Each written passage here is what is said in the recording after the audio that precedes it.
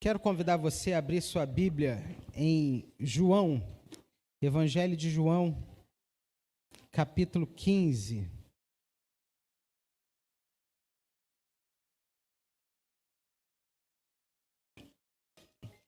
Evangelho de João, capítulo de número 15.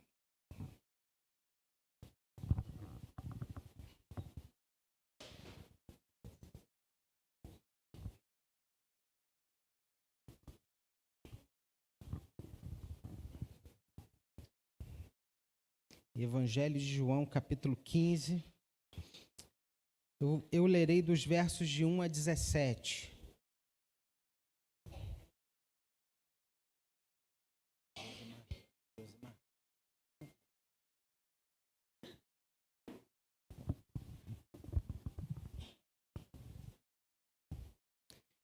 Eu sou a videira verdadeira e meu pai é o agricultor.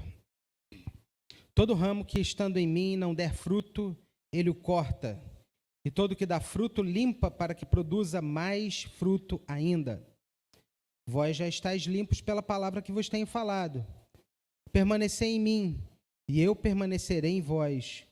Como não pode o ramo produzir fruto de si mesmo, se não permanecer na videira, assim nem vós o podeis dar, se não permanecerdes em mim. Eu sou a videira, vós os ramos. Quem permanece em mim e eu nele, esse dá muito fruto, porque sem mim nada podeis fazer. Se alguém não permanecer em mim, será lançado fora, à semelhança do ramo, e secará, e o apanham, lançam no fogo e o queimam. Se permanecerdes em mim, as minhas palavras permanecerem em vós, pedireis o que quiserdes, e vos será feito. Nisto é glorificado meu Pai, em que deis muito fruto, e assim vos tornareis meus discípulos. Como o Pai me amou, também eu vos amei. Permanecei no meu amor. Se guardardes os meus mandamentos, permanecereis no meu amor, assim como também eu tenho guardado os mandamentos de meu Pai, e no seu amor permaneço. Tenho-vos dito essas coisas para que o meu gozo esteja em vós e o vosso gozo seja completo. O meu mandamento é este, que vos ameis uns aos outros, assim como eu vos amei. Ninguém tem amor maior do que este, de dar a alguém a própria vida em favor dos seus amigos. Vós sois meus amigos, se fazeis o que eu vos mando. Já não vos chamo servos, porque o servo não sabe o que faz o seu senhor, mas tenho-vos chamado amigos, porque tudo quanto ouvi de meu Pai vos tenho dado a conhecer.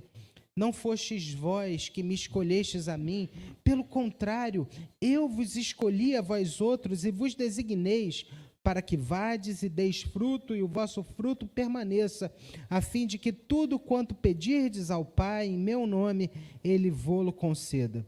Isto vos mando, que vos ameis uns aos outros. Segunda-feira passada, você se lembra da segunda-feira passada?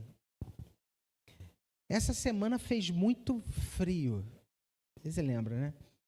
E segunda-feira foi um dia gelado. Segunda-feira foi um dia assim, eu vim aqui para a igreja de tarde, casaco, frio. E uma notícia me chamou muita atenção na terça-feira de manhã, ouvindo rádio. A notícia era: na história da humanidade, olha só, o peso da matéria, desde que o homem mede a temperatura da Terra, o dia de ontem, segunda-feira no caso, foi o dia mais quente já registrado no planeta Terra. Eu falei, impossível. Como assim? Como assim? Eu estava morrendo de frio ontem, e ontem foi o dia mais quente já registrado na Terra. Eu falei, impossível, impossível. Mas isso aponta para uma realidade, que é a realidade da perspectiva. Na perspectiva que nós estamos, a gente consegue entender a realidade de uma maneira, mas nem sempre, na perspectiva que eu estou, eu consigo ver a história como um todo. E assim é também a nossa vida. Às vezes a gente está passando por uma dificuldade, um momento difícil, e a gente fala assim, Deus se esqueceu de mim, fulana não gosta de mim, está tudo muito ruim, eu não presto. Estou mais desanimado ainda. Por quê? Porque eu estou vendo a vida a partir de uma perspectiva. Mas eu não estou vendo todo, a realidade. E você percebeu como esse texto apresenta para nós uma realidade? E aí eu vou fazer uma pergunta e eu quero que você responda. Pode falar sim ou não.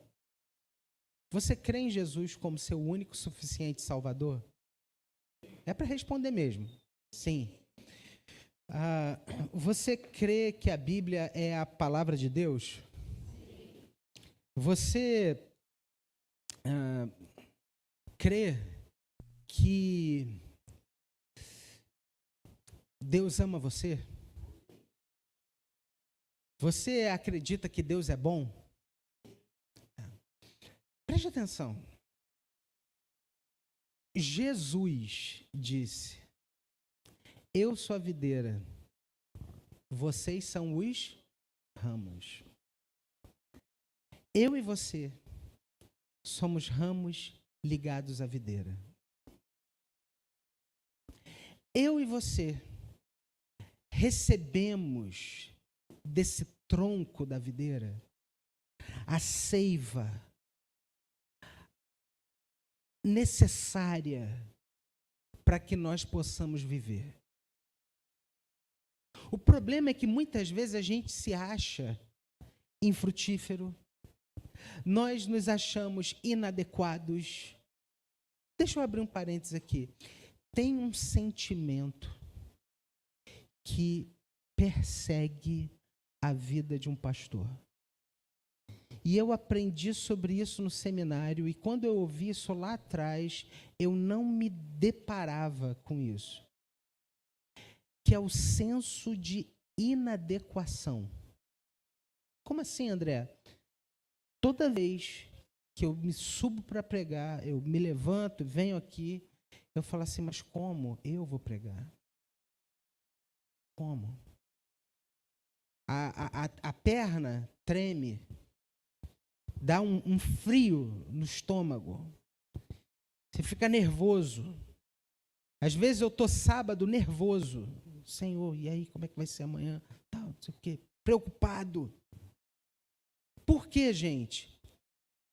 Porque eu sei dessa responsabilidade diante de Deus. E eu me lembro de um professor lá atrás falando assim, olha, o dia que vocês perderem isso, vocês terão um grande problema. Porque se um dia você deixar de estar nervoso para pregar a palavra do Senhor, um dia que você falar assim, é isso aí, vai dar certo, porque eu sou o cara, é porque você se afastou da verdade do Evangelho. E deixa eu trazer isso agora para a sua vida. Muitas vezes nós temos também, para as coisas cotidianas, esse senso de inadequação. Olha, tem uma vizinha sua que o filho a abandonou e ela está extremamente triste. E aí você ouve aquela vozinha do Espírito Santo. Você sabe qual é? Aquela vozinha aqui, ó. Vai lá, ora com ela e compartilha a palavra com ela. E aí você fala o quê? Não vou não. Vou nada. Não, quem que sou eu? Não conheço a Bíblia. Não conheço a Bíblia como um todo. Eu precisava conhecer todos os livros da Bíblia para poder pregar para alguém. Eu preciso conhecer as histórias de trás para frente. A gente começa a colocar, né? Vários. Hoje eu não estou me sentindo bem, eu não estou legal. A gente começa a colocar empecilhos, barreiras, Por quê? Porque a gente tem esse senso de inadequação. A gente acha assim, eu não vou dar conta. Mas preste atenção. O texto diz aqui no versículo 5, Jesus falando: eu sou a videira verdadeira, vocês os ramos. Quem permanece em mim e eu nele, esse dá muito fruto, porque sem mim nada podeis fazer. Preste muita atenção. A árvore, ela não faz força nenhuma para frutificar. O fruto é algo natural para uma árvore. Nascer um fruto em um galho é algo natural para aquele galho. Aquele galho não se esforça para frutificar. O fruto simplesmente chega porque o galho está ligado ao tronco da árvore. E é assim na vida do crente. Porque nós estamos em Cristo, nós frutificaremos. Porque nós estamos ligados à videira, que é Jesus, os frutos virão da maneira do Senhor, no tempo do Senhor e como o Senhor quiser. Preste atenção. Se você está em Cristo, os frutos virão. E eu não sei quais são os frutos que Deus tem para você, mas eles chegarão no tempo do Senhor e da maneira do Senhor. E por isso, o texto ele nos ensina algumas lições importantíssimas para mim e para a sua vida. A primeira lição que esse texto aponta para nós é que nós precisamos estar unidos com Cristo. Olha os versículos de 1 a 4. Eu sou a videira verdadeira, meu pai é o agricultor. Todo ramo que estando em mim não der fruto, ele o corta. E todo que dá fruto, limpa, para que produza mais fruto ainda. Vós já estáis limpos pela palavra que eu vos tenho falado. Permanecei em mim, e eu permanecerei em vós. Como não pode o ramo produzir fruto de si mesmo, se não permanecer na videira? Assim, nem vós o podeis dar, se não permanecerdes em mim. Jesus está falando aqui: eu sou a videira verdadeira e meu pai é o agricultor. Sabe o que ele está falando? Da importância de nós estarmos conectados com Ele, e que isso é necessário para a nossa vida espiritual, porque assim como aqueles ramos dependem da videira para obterem os nutrientes e sustento, eu e você, nós dependemos de Cristo para recebermos vida, crescimento espiritual. Sem essa conexão com Jesus, nós não conseguiremos produzir frutos espirituais. Preste atenção. Permanecer em Cristo significa buscar um relacionamento íntimo com Ele, um relacionamento constante com Ele. Isso daí envolve dedicar tempo diário à oração, à leitura da palavra e à comunhão com os nossos irmãos. Os frutos vêm quando a gente menos espera. Esses dias eu tive uma experiência muito interessante. Eu peço até licença a Gisele para poder falar isso. E eu conversei em casa com a minha esposa a esse respeito. A Gisele me indicou uma médica e ela estava participando dessa consulta. E quando eu falo que eu sou pastor, para o assunto e aí, eu sou pastor, tá, não sei o quê, aí, um monte de pergunta, tal, tudo mais. E aí a médica perguntou: você faz o quê? Eu sou pastor. Tá, não sei o quê, começou a falar. Falei: beleza, tal. Aí fala, conversa, tal. E teve uma hora ali que a médica, ela soltou uma frase e a Gisele, ela foi ali, ó. Pá. A Gisele falou assim: isso é o Evangelho. E eu vejo na sua vida traços daquilo que Deus faz. E a médica olhou assim, e eu olhei para a Gisele.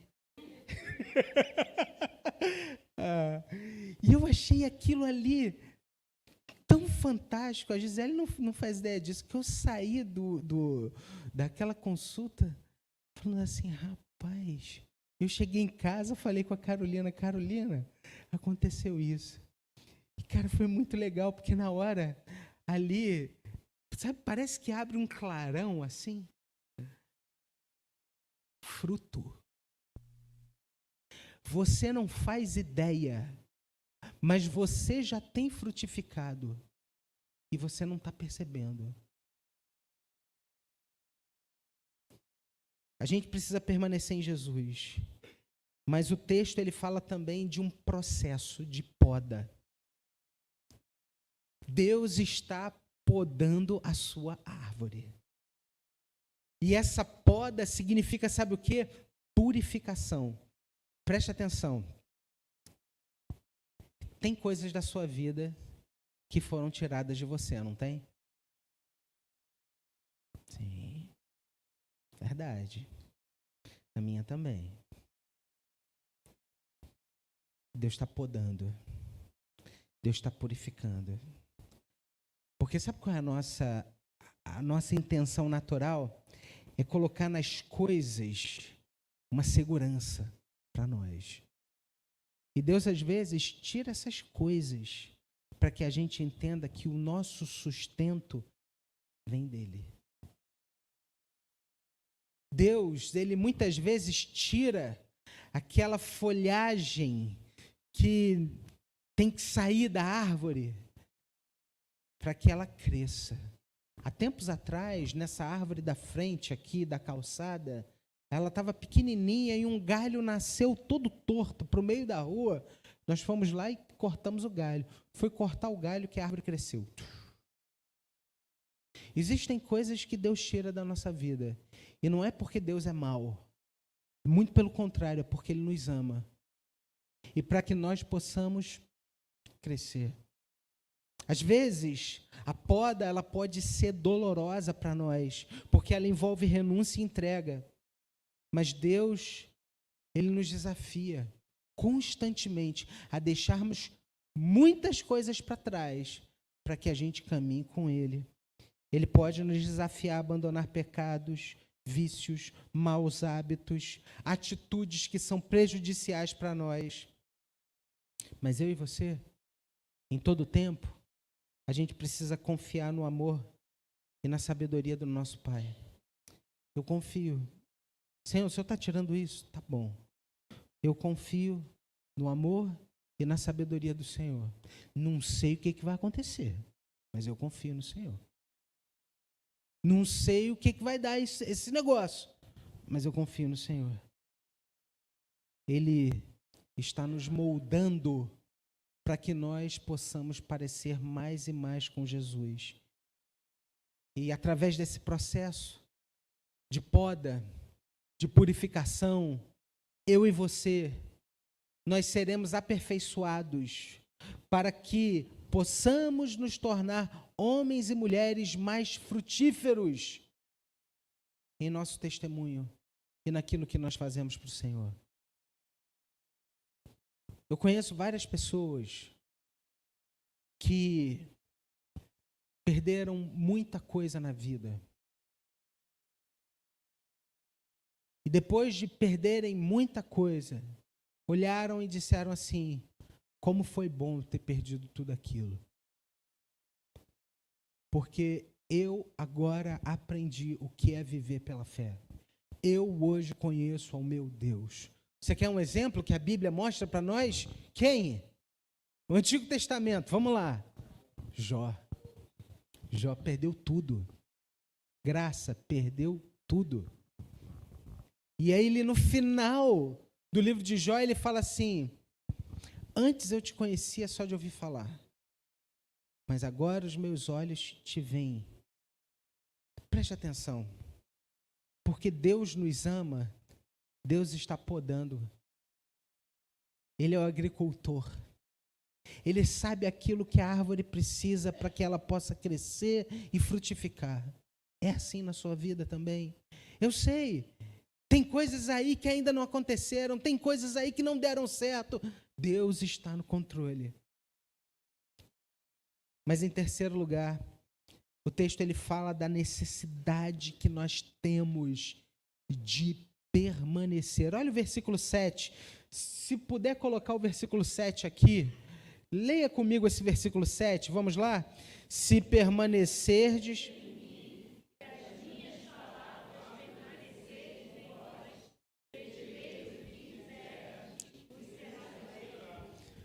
Gente, deixa aí, Mateus, esse versículo, por favor. Esse versículo já me fez entrar em crise. Como? Que história é essa? Vou pedir o que quiser e vai acontecer? Como assim? E com o tempo, com a vivência, com a caminhada, eu fui aprendendo isso.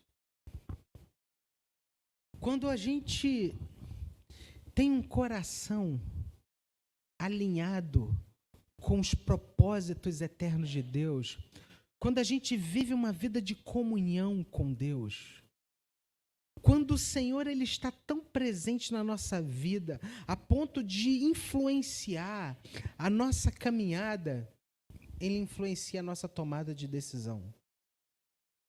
A gente já não decide como a gente decidiria tempos atrás. A gente não escolhe, mas como a gente escolheria tempos atrás. Porque nós temos agora essa sabedoria que vem de Deus. Porque nós temos agora um coração moldado por Cristo. Porque nós temos agora um coração cheio do Espírito Santo. Sabe o que acontece? Nós começamos a escolher coisas que estão em conformidade com os propósitos eternos do Pai para nós. Uma vida, um coração que permanece em Cristo é um coração que aprende a escolher. Porque não escolhe mais por si mesmo, mas escolhe a partir de uma vida de comunhão. Consegue perceber?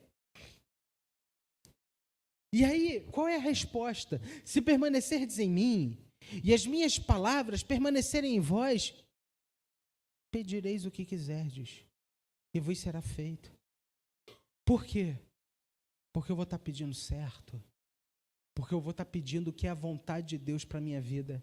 A vontade de Deus vai ser algo que eu vou desejar tanto, tanto, tanto, tanto, porque as palavras do Senhor permaneceram no meu coração e transformaram o meu coração, que eu agora vou pedir aquilo que é a vontade de Deus para mim. Permanecer significa muito mais do que ler a Bíblia. Permanecer tem a ver com viver a Bíblia.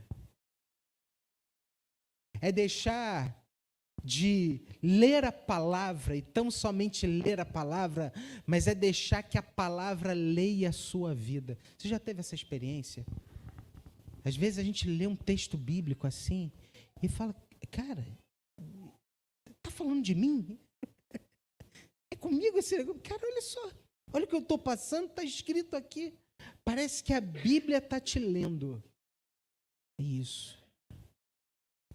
É através da palavra que nós somos transformados, que a nossa mente é renovada, que o nosso coração é cheio do Espírito Santo, porque a Bíblia nos fortalece em tempos difíceis, a Bíblia nos dá sabedoria nos momentos de tomada de decisão, a Bíblia nos sustenta em meio às lutas da nossa vida. Isso tudo é fruto da palavra.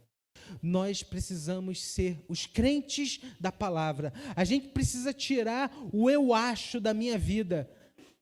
Tem muita gente achando errado. Eu acho isso, eu acho aquilo, eu acho aquilo outro. Ei, palavra. O que a palavra nos ensina? O que a palavra nos orienta? O que Deus diz à luz da sua palavra? Nunca na história da humanidade nós tivemos tanto acesso à Bíblia como hoje. Você entra aí na internet e fala, pergunta ao Google como ter sabedoria a partir da Bíblia. Vai vir um monte de coisa. Quem foi? Quais foram os filhos de Oséias? O que significava o nome dos filhos de Oséias? Vai vir lá. Quem foi Josafá?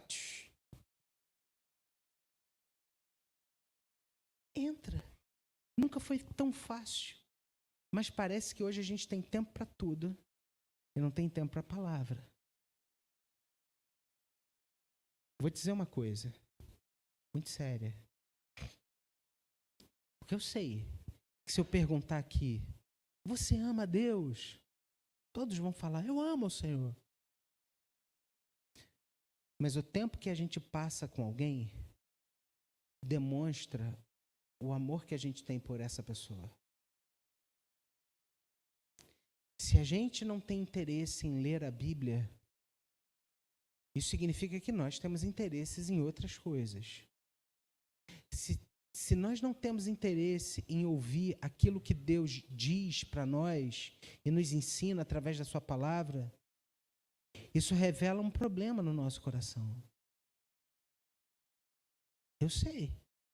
Essa é uma palavra dura? É verdade, é dura. E que bom. Porque quando nós somos confrontados,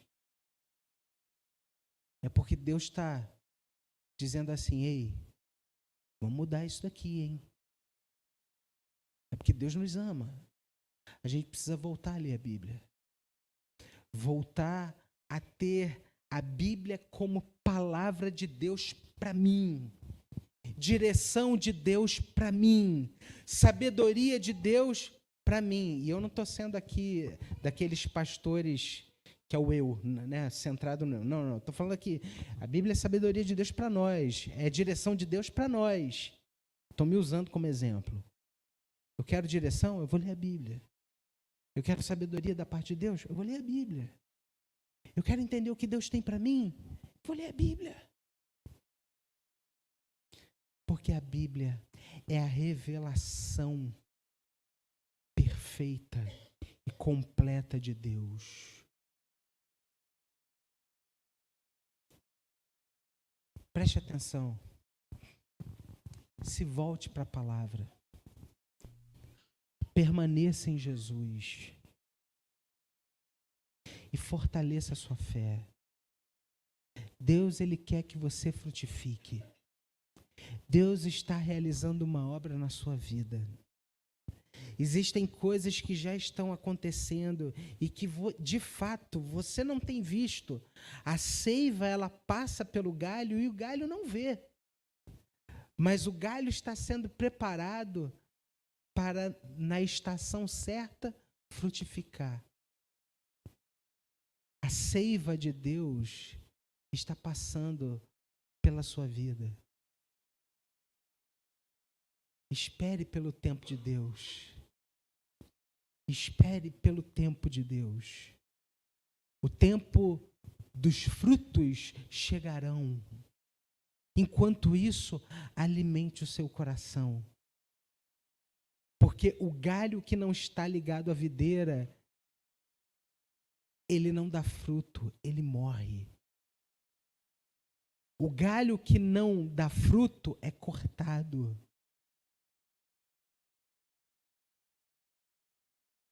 Nós precisamos estar ligados à videira, que é Jesus.